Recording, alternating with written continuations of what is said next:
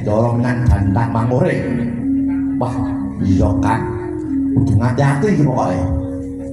Dandang Mangure kuwi nggon napa ta, Drik? Dandang Mangure kau pasetan gondo mayit kuwi nggon bangsane Jumbeksa. Berkasaan jin setan peri prayangan ngerti ora? Oh alah, kok demit-demit berarti ya. Heeh. Kok demit-demit kuwi ning pasetan gondo mayit kono wah. Iya kok. Iki mengko bakal akeh penampakan kok makhluk halus ya, Bro. Iya kok. Mergo pasetran gondo mayit ku jaring akeh dadi kratone demit. Tak baleni ya. Mergo pasetran gondo mayit ku jaring wong akeh dadi kratone para demit.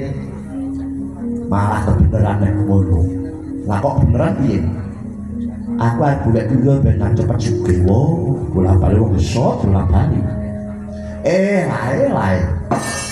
Kadingare dikandara Janaka badhe sowan Bathari Durga menawa wonten wigatos menapa Ndara.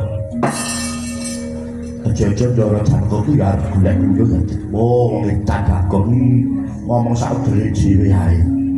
Kakang Semar, aku kadhawuhan mun ngambil pusaka kang dewatan nang arep dong kencana ajeng kangge napa Ndara? Kinarya sarana bingkas pageblukan memahi praja Ngamarta. Nggih Gus. Kakang mula kang sapa iku aja kesuwen. Dinggal nderekno akuku tumuju kahyangan Dandang Mangure. Menawi mekaten Ndara monggo kula